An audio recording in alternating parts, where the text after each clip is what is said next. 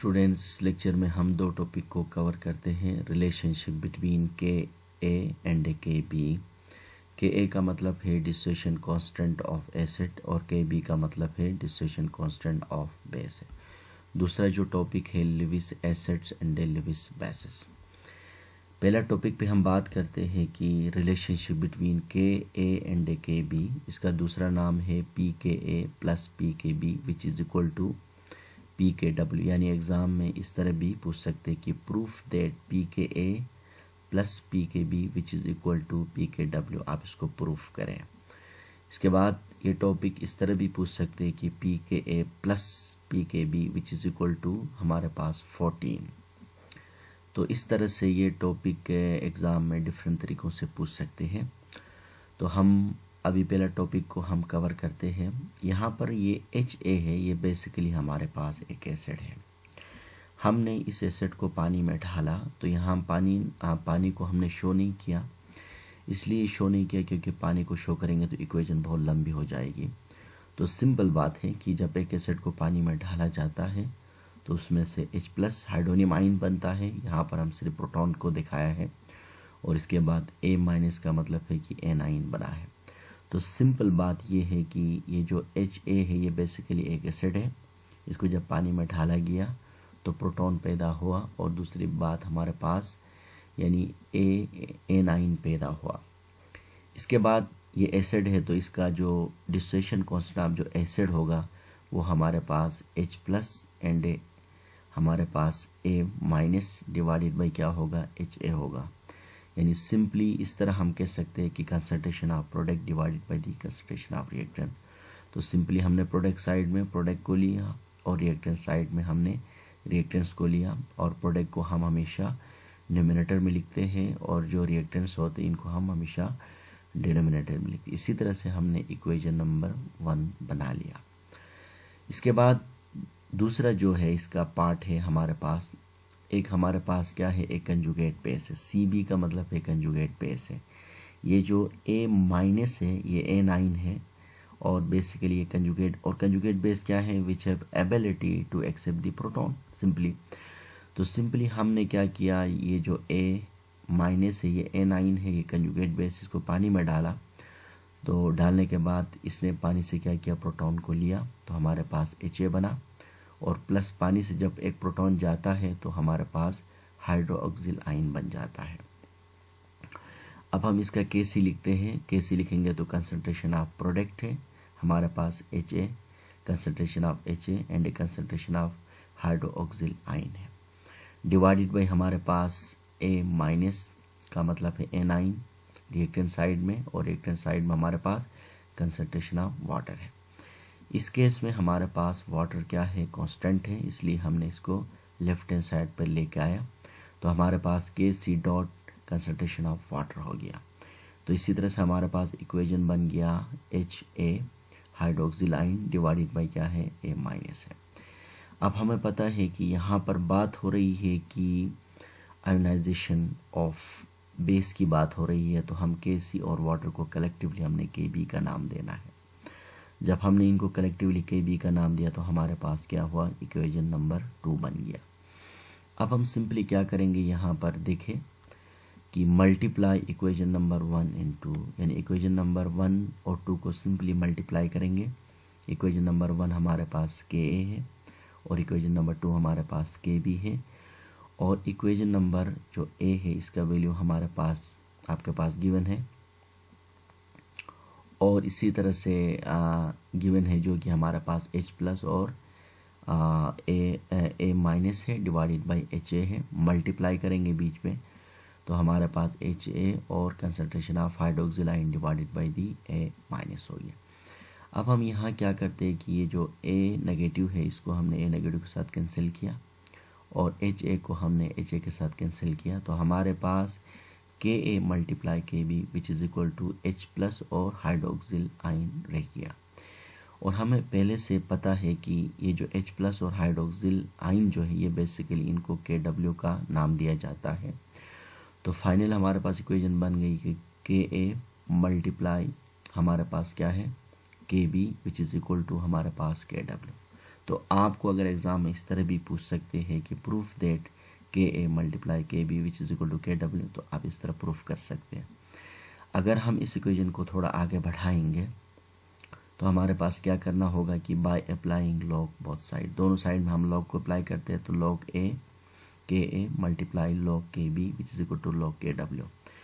हम ये भी जानते हैं कि सिंस लॉग ए बी यानी ए मल्टीप्लाई बाई बी बराबर होता है लॉग ए प्लस लॉग बी के, तो ये फॉर्मूला हम इस इक्वेशन में लगाते हैं, तो हमारे पास लॉग के ए प्लस लॉग के, यहाँ पर के बी लिखते हैं, के बी हो गया। अब के बी हमने लिखा तो which is equal to log K W. अच्छा, अब हम क्या करते हैं कि मल्टीप्लाई बाय -2 होल इक्वेशन, पूरे इक्वेशन पे हम क्या करेंगे, माइनस लगाएंगे। क्यों लगाएंगे ये बाद में आपको पता चलेगा कि माइनस लॉग के ए प्लस फार्मूले का अपनी जगह है और लॉग के बी हो गया और which is equal to log K W. हमने माइनस इसलिए लगाया, माइनस लगाने से इसका डिफिनीशन बन जाता है पी के ए बन जाता है। तो हमें पता है पहले वीडियोस में कि जहाँ नेगेटिव लॉग ऑफ द के ए हमेशा पी के ए के बराबर होता है, इसी तरह नेगेटिव लॉग ऑफ के बी हमेशा पी के बी के बराबर होता है और नेगेटिव लॉग ऑफ के डब्ल्यू हमेशा पी के डब्ल्यू के बराबर होता है। तो इसी तरह से हमने इस डेरिवेशन करने के बाद हमने प्रूफ कर दिया कि के ए और के बी के दरमियान क्या रिलेशन है। इसके बाद P K A plus P K B is equal to P K W के किस तरह बराबर होता है, और हमें पता है पी के डब्ल्यू हमेशा 14 के बराबर होता है।